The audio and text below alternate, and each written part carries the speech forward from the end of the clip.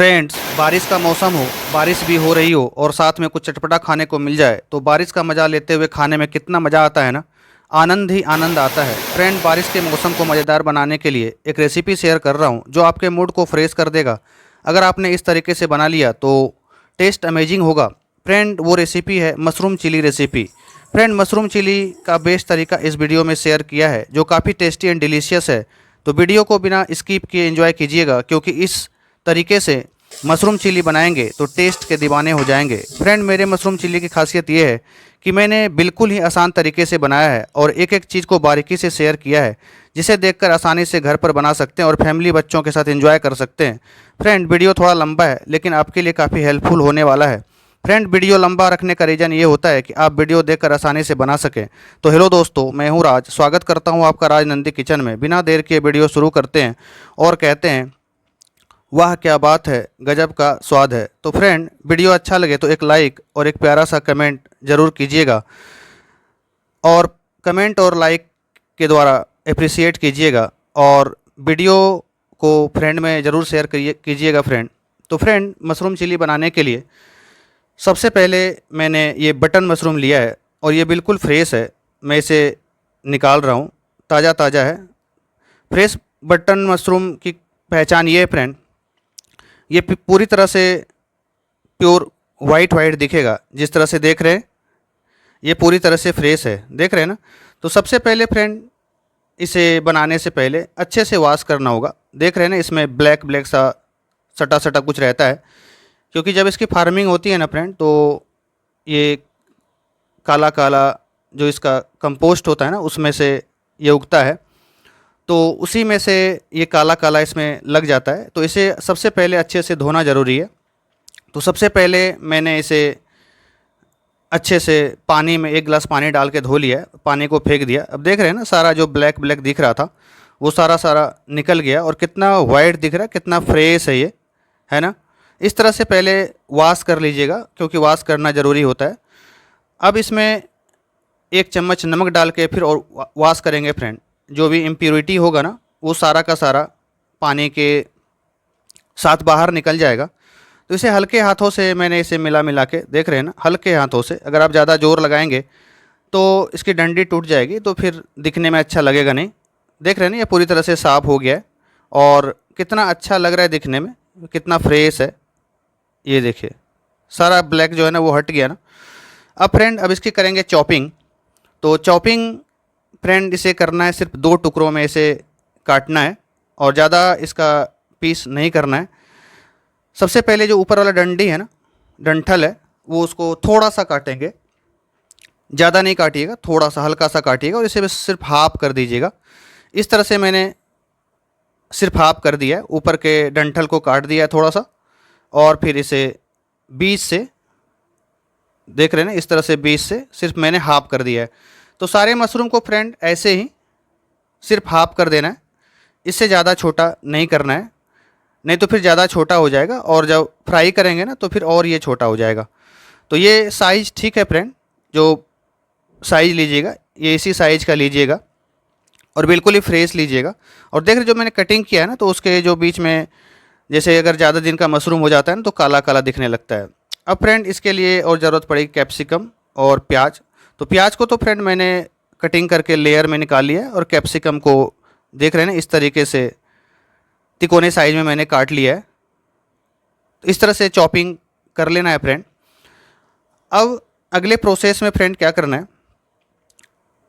मैंने ये सारा मशरूम एक पतीले में ले लिया है और अब इसमें एक अच्छा सा मसाला मिलाएंगे, कोटिंग करेंगे, जिससे जब फ्राई करेंगे ना तो बेहतर तरीके से ये खाने में और दिखने में लगेगा। तो सबसे पहले फ्रेंड इसमें डालेंगे 1 चम्मच अदरक लहसुन का पेस्ट। तो इसमें से ½ इंच अदरक है और 10 से 15 कली लहसुन और ½ इंच अदरक है फ्रेंड। तो सबसे पहले इसे अच्छे से मिलाएंगे और हल्के हाथों से मिलाना है फ्रेंड, और इतना मिलाना है कि उस सारे में अच्छे से कोटिंग हो जाए अदरक लहसुन का पेस्ट। और मैंने ½ चम्मच नमक और फ्रेंड ½ चम्मच से कुछ कम मैंने डाला है इसमें काली मिर्च पाउडर और ½ चम्मच कश्मीरी लाल मिर्च। तो कश्मीरी लाल मिर्च मैंने डाला है फ्रेंड इसलिए कि इसमें थोड़ा सा कलर आएगा और दिखने में बहुत ही अच्छा लगेगा। अब देख रहे हैं ना अच्छे से ये मिल गया है। इसी तरह से अच्छे से पहले मिला लीजिएगा और उसके बाद फिर अब मैं डाल रहा हूँ इसमें आधा चम्मच मिर्च पाउडर तीखा के लिए। और अब मैंने इसमें डाल दिया है फ्रेंड 2 चम्मच मैदा। तो मैदा से पहले इसे मिला लेते हैं हल्के हाथों से अच्छे से, क्योंकि जब फ्राई करेंगे ना तो फिर देखिएगा आगे वीडियो में मैंने सारा कुछ बताया है और ये भी बताया है कि सुपर टेस्टी बनाने के लिए किन किन बातों का ध्यान रखना ज़रूरी है। तो वीडियो को पूरा फ्रेंड वॉच करिएगा। अब फ्रेंड इसमें मैंने डाल दिया है 2 चम्मच कॉर्नफ्लोर। अब ये क्या करेगा फ्रेंड, कॉर्नफ्लोर ये थोड़ा सा क्रंचनेस लाएगा इसमें। तो इस तरह से 2 चम्मच मैंने मिला दिया है। तो पहले मैंने इसमें सूखा मिलाया और उसके बाद फिर थोड़ा सा गाढ़ा एक बैटर मैंने रेडी किया, 1 चम्मच मैदा और 1 चम्मच कॉर्न फ्लोर का। देख रहे हैं ना ये गाढ़ा बैटर मैंने बनाया है। अब इसको डालने से फ्रेंड क्या होगा देखिएगा, ये पूरे तरीके से लिपट जाएगा और फिर जब हम फ्राई करेंगे ना तो सारे में इक्वली चिपका हुआ रहेगा और जब खाएंगे ना तो बहुत ही आनंद आएगा खाने में। तो इस तरह से मैंने सारे में देख रहे हैं ना अच्छे से, बहुत ज़रूरी है ये वाला प्रोसेस, यही चाहिए था फ्रेंड। और अगर बनाना है बेहतर तो ऐसा ही देख लीजिए, इस तरीके से होना, सारे में कोटिंग होना ज़रूरी है। अब फ्रेंड इसे फ्राई करेंगे। तो मैंने कढ़ाई को गैस पे रख दिया है और मीडियम फ्लेम में फ्रेंड इसे गर्म होने देंगे। तो इतना ही ऑयल लेना है, रिफाइंड ऑयल, जिसमें आसानी से वो फ्राई हो जाए। ज़्यादा लेने का कोई मतलब ही नहीं फ्रेंड। मैं जब भी देखते हैं फ्राई करता हूँ तो जितना सफिशिएंट ऑयल का ज़रूरत होता है ना उतना ही डालता हूँ। तो फ्रेंड अब इसे जैसे ही गर्म हो जाएगा ना तो उसमें एक एक करके ऐसे देखिए, एक एक करके डालिएगा। अगर इकट्ठा डाल देंगे ना, ध्यान रखिएगा इस बात का, अगर आप इकट्ठा डाल देंगे तो सारा एक दूसरे में चिपक जाएगा। अभी मैं एक एक करके डाल रहा हूँ ना, आगे जब मैं फ्राई करके निकालूंगा तो आप देखिएगा कोई भी ना चिपकेगा नहीं और बहुत ही अच्छे तरीके से फ्राई होगा। और जब इसे हम थोड़ा सा पलटेंगे तो वो भी आसानी से पलट जाएगा, चिपकने का कोई संभावना ही नहीं रहेगा। इस तरह से एक एक करके दीजिएगा। तो अब देखिए थोड़ी देर के लिए इसे फ्राई होने दीजिएगा।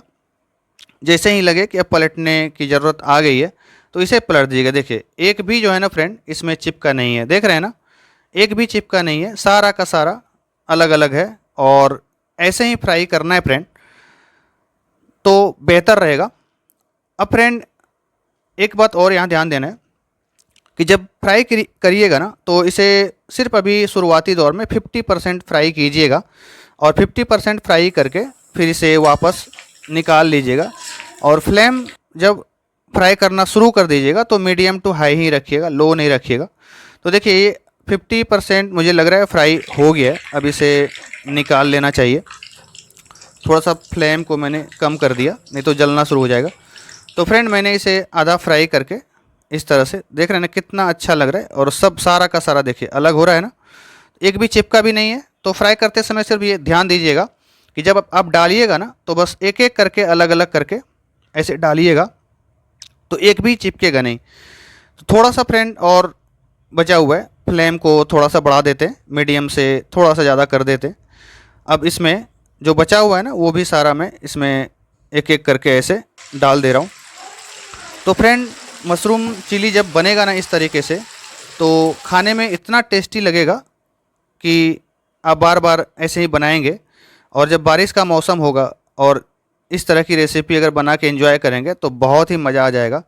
फ्रेंड मशरूम बहुत ही फ़ायदेमंद चीज़ होता है, इसमें प्रोटीन, विटामिन और मिनरल्स का ये गुड सोर्स है फ्रेंड मशरूम।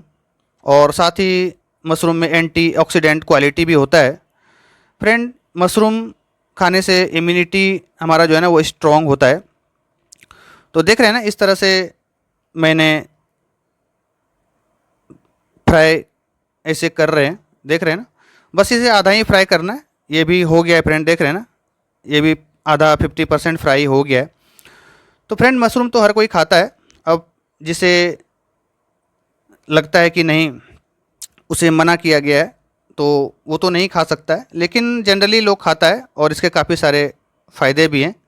और जिसे अच्छा नहीं लगता या फिर जिसे लगता है कि मुझे नहीं खाना है तो वो नहीं खाता है, तो अपने सलाह के अनुसार से मशरूम को सेवन कर सकते हैं। और जनरली जो खाता है वो तो खा ही सकता है। तो फ्रेंड देखिए, आधा जो है ना फ्राई हो गया, कितना अच्छा कोटिंग है, देख रहे हैं, बहुत बेहतर कोटिंग भी हुआ है। अब दोबारा मैं इसे डाल रहा हूँ, सारा निकाल लिया तेल। अब जो फ्लेम जो है ना फ्रेंड, जब इस दोबारा डालेंगे ना तो फ्लेम पूरा हाई कर दीजिएगा। तो मैंने फ्लेम को हाई कर दिया है और सारा जो मैंने निकाल के रखा हुआ था वो फिर दोबारा डाल दिया है।